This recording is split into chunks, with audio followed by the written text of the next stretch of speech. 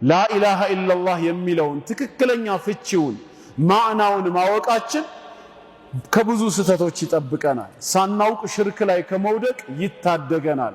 ላኢላሃ ኢላላህ የሚለው ቃል ትክክለኛ ፍቺው ከአላህ በስተቀር በእውነት የሚመለክ ሌላ አምላክ የለም ማለት ነው።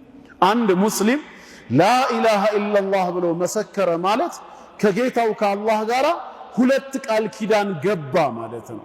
የመጀመሪያው ቃል ኪዳን ይሄንን ምስክርነት ከሰጠበት ጊዜ አንስቶ እስኪሞት ድረስ ባለው ቀሪ የህይወት ዘመኑ አላህን ብቻ ሊገዛ እርሱን ብቻ ሊያመልክ ቃል መግባቱ ሲሆን፣ ሁለተኛው ቃል ኪዳን ደግሞ ከአላህ ውጭ በሚመለኩ ነገራት ራሱን ሊያገልና ሊያርቅ ሊክድባቸው።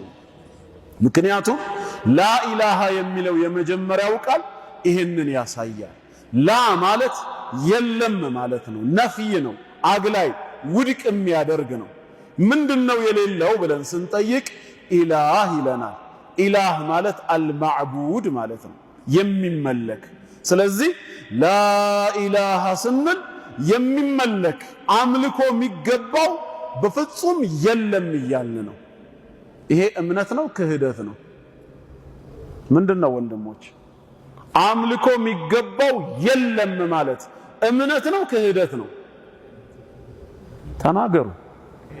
ኩፍር ነው፣ ክህደት ነው። እያመነ አይደለማ ሰውየው እየካደ ነው። ላኢላሃ አምልኮ የሚገባው የለም ካለ ማንንም አላመልክም አልገዛም እያለ ነው። ክህደትን አወጀ። ሲዘጋው ደግሞ ኢላላህ አለ። ኢላ ሲቀር ደግሞ አለ። ኢስቲስናእ መጥቷል እዚህ ጋር፣ ወይም ኢስባት የሚባለው ማን ሲቀር? አላህ። አላህ ብቻ ሲቀር አለ። እሱ የሚመለክ አምላክ ነው፣ ከሱ በስተቀር ግን ሌላ የሚመለክ የለም ነው። ስለዚህ ኢላላህ አላህ ብቻ ሲቀር ካለ ይሄ እምነት ነው ክህደት ነው? እምነት ነው።